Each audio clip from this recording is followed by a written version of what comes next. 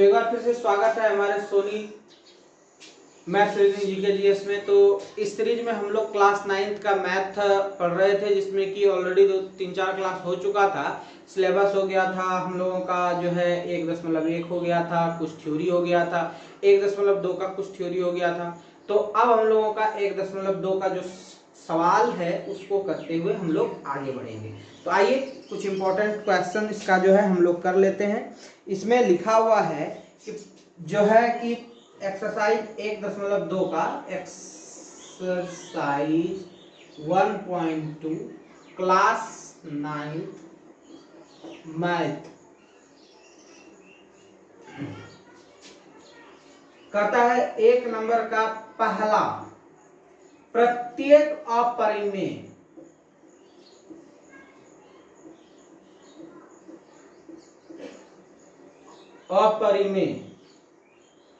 एक वास्तविक होता है।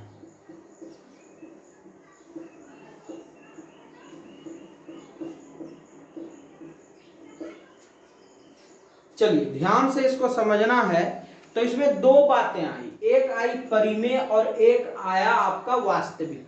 यदि हम परिमेय और वास्तविक को अच्छे से इसमें समझ लें तो फिर हम लोगों को कोई प्रॉब्लम ही नहीं होगा कि वास्तविक किसको कहते हैं और परिमेय किसको।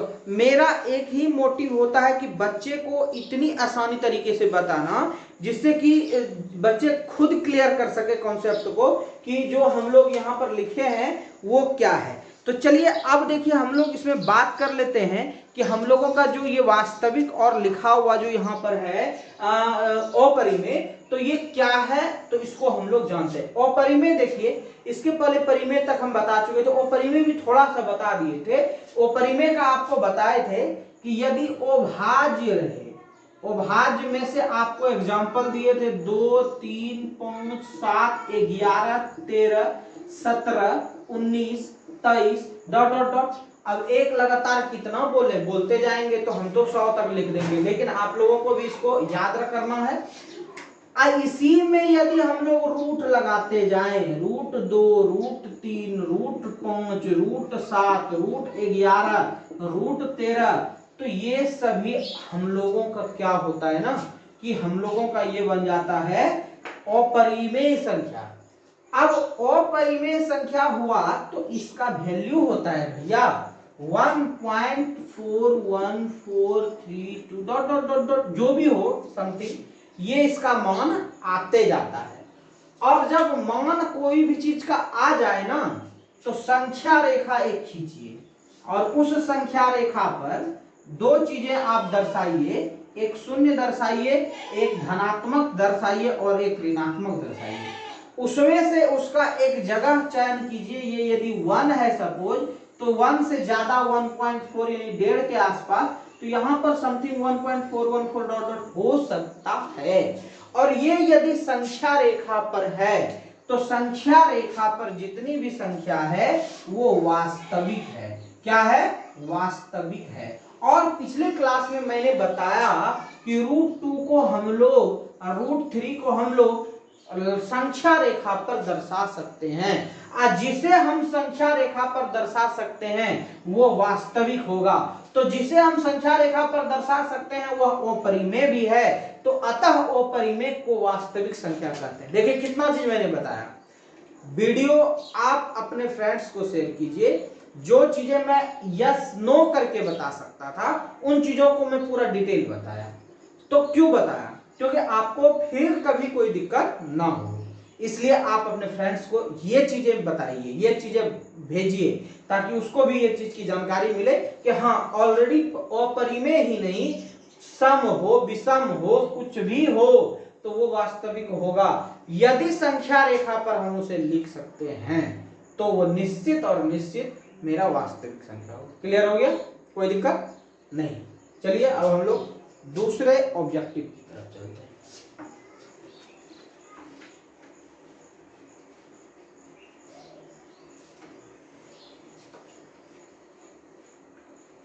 दूसरा ऑब्जेक्टिव है संख्या रेखा का प्रत्येक बिंदु √m के रूप का होता है, जहां m एक प्राकृतिक संख्या है। क्या कहता है आप ध्यान से देखिए कह रहा है कि रूट m जो है कि प्रत्येक बिंदु रूट m का होता है।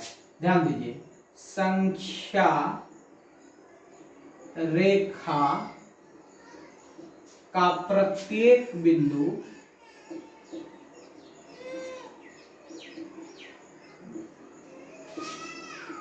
रूट m का होता है, जहां m एक प्राकृत संख्या है। तो अब बात कर लेते हैं, ये जो लिखे हैं, सबसे पहले इसको हाँ ना में भी जवाब दे सकते हैं, लेकिन कह रहे संख्या रेखा का प्रत्येक बिंदु। चलिए हम यहां पर संख्या रेखा बना ही देते हैं, माइनस प्लस बीच में शून्य, ये चीज में तो कोई दिक्कत नहीं। अब कहता है रूट m का होता है, रूट m का मतलब मान लो रूट 2, रूट 4 लिए तो इसका मतलब 2, तो चलिए यहाँ 1 दे दिए, यहाँ 2 दे दिए, तो रूट 5। ठीक है, लेकिन एक बात आपसे हम ये जानना चाहते हैं कि रूट -2 यदि लिख देंगे तो आपको पता है कि इसका वैल्यू ऐसे कभी नहीं कह देना -1.414 होता है, ऐसा कुछ नहीं, गलत। तब क्या करना है, उस कंडीशन में ये जो रूट अंदर में है ना, तो इसका मान होता है 2i। अब ये i क्या होता है, क्लास 11वीं में जब हम लोग जाएंगे तो ये चीज का डिटेल यदि साइंस पढ़ेंगे तो कॉम्प्लेक्स नंबर में हम लोग करेंगे, तो ये चीजें, ये जो है ना i वाला बात, तो ये आपका संख्या रेखा पर नहीं है। ये कहाँ नहीं है, संख्या रेखा पर ये नहीं है, क्योंकि ये इसको हम दर्शा ही नहीं सकते, मीन इसको फाइंड नहीं कर सकते, ये कांट फाइंड है। तो ये बात से तो कोई मतलब ही नहीं रहा, क्योंकि ये प्राकृतिक संख्या है तो इसके अंदर प्राकृतिक को ही हम लोग रखे हैं। ठीक है, प्राकृतिक का मतलब 2.5 रूट में नहीं लेना है, जब भी लेना है रूट 2 लीजिए, रूट 3 लीजिए, रूट 4 लीजिए, ये सब लेते हुए माइनस भी ले लीजिए। तो माइनस लिए तो अब यहाँ पर देखिए ये संख्या रेखा पर नहीं है, क्या नहीं है, ये संख्या रेखा पर नहीं है। अब बताइए कि जब संख्या रेखा पर यह नहीं है तो फिर हम लोग का ये असत्य हो गया, क्या हो गया, असत्य हो गया। अगला क्वेश्चन है, प्रत्येक वास्तविक संख्या एक अपरिमेय संख्या होती है। प्रत्येक वास्तविक, भैया ये तो ऐसे भी गलत लग रहा है, कहो कैसे, चलिए देख ही लो। प्रत्येक वास्तविक अपरिमेय है, प्रश्न का कहना हुआ प्रत्येक वास्तविक अपरिमेय है।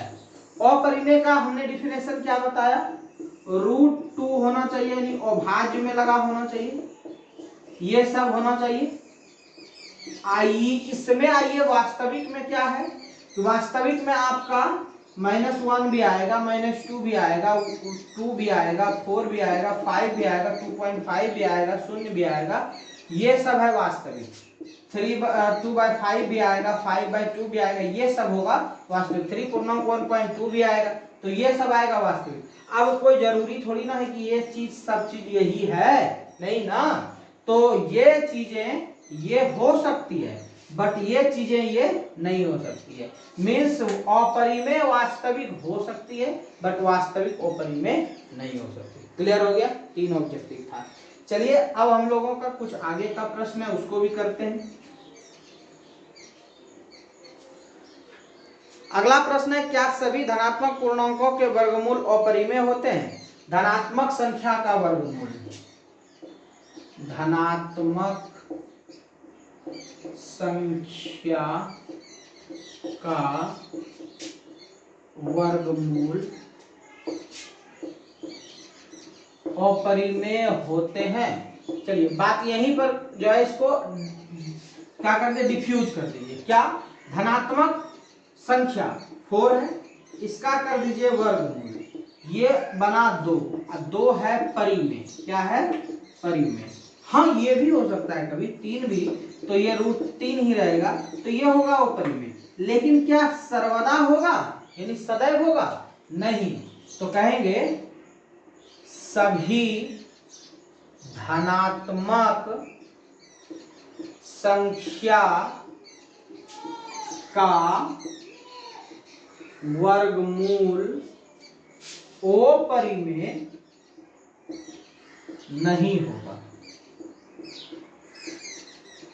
क्लियर? ये सभी नहीं होगा, कभी नहीं होगा। चलिए नेक्स्ट क्वेश्चन की तरफ हम लोग चलते हैं। एक्सरसाइज 1.2 का ये हम लोग अब तीसरा सवाल की तरफ चलेंगे। तीसरा सवाल में कह रहा है दिखाइए कि √5 संख्या रेखा पर निरूपित कैसे करना है। चलिए अब आपको आज संख्या रेखा पर बता ही देते हैं, वैसे √2 बताए थे। तो आपको क्या करना है, ओ एक मूल बिंदु ले लेना है।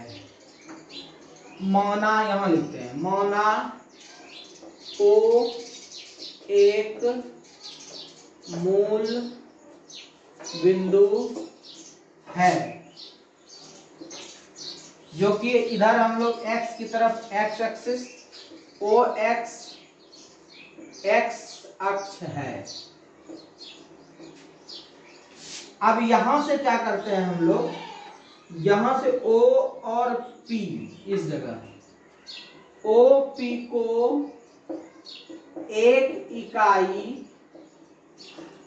काटा गया, PA खींच दीजिए, PA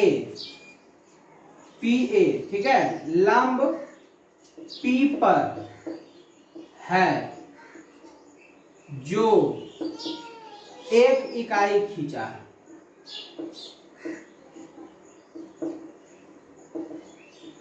ये हो गया आपका 1 यूनिट, ये भी हो गया आपका 1 यूनिट, ठीक है। अब दोनों को खींचे तो इसको क्या करना है, यहां से मिला दीजिए। मिलाने के बाद ये 1 यूनिट आपको हम बताए थे h² बराबर होता है p² प्लस b²। तो ये चीजें क्या होती है h भाई, तो ये सब चीज हम पहले कंप्लीट कर चुके हैं। जिसको ये चीज अब पूछना पड़े तो मेरा पिछला वीडियो जरूर देखिए, मैं डिस्क्रिप्शन में भी लिंक दूंगा और आई बटन में आपको पूरा प्लेलिस्ट मिलेगा, कम से कम एक बार चेकआउट जरूर करना। h² है तो h² इसमें निकालना ही है, p1 है और ये 1 है, 2 हुआ, h यदि निकालेंगे तो √2 होगा, ये √2 हो गया।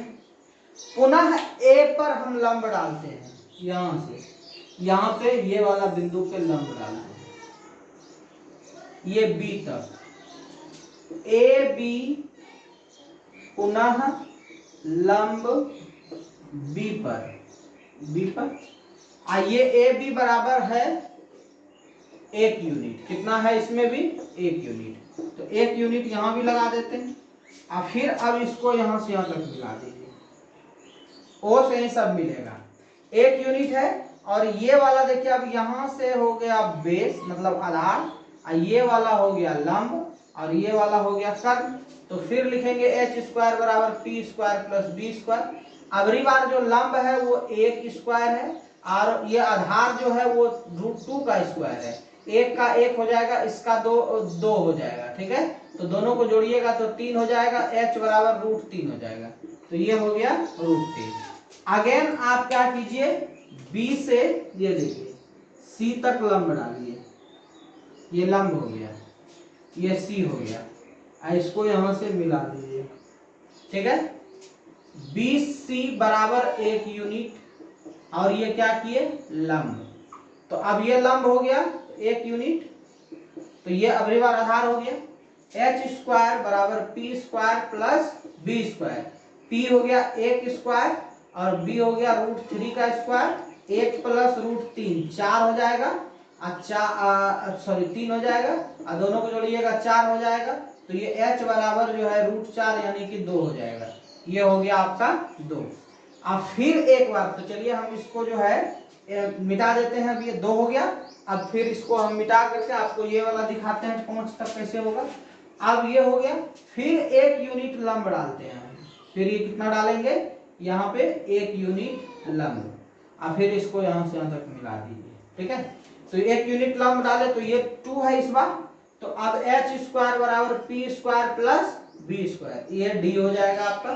सब नामकरण आप करते जाइएगा अपने कॉपी में। p का मान हो गया 1 का स्क्वायर, ये हो गया 2 का स्क्वायर, 1 का स्क्वायर 1, 2 का स्क्वायर 4, कितना हो जाएगा 5, h बराबर हो गया √5, तो ये हो गया √5। अतः OD √5 का स्थान होगा। अब यहाँ से ये दूरी हो गया, इसको ऐसे खींच दीजिए, ये लाइनिंग पर चला जाएगा। तो समझ में आया कैसे बनाई जाती है। ये वाला का तो स्क्रीनशॉट मस्ट ले ही लीजिए। √5 का बना लिया तो √2 बन गया, 3 बन गया, 5 बन गया, सब बन गया। क्लियर?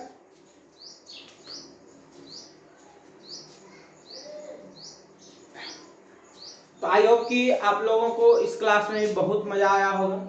यदि वीडियो अच्छा लगा तो एक लाइक करना ना भूलिए, चैनल को सब्सक्राइब करना ना भूलिए और दूसरे स्टूडेंट तक शेयर करना भी ना भूलिए। मिलते हैं अगले वीडियो में।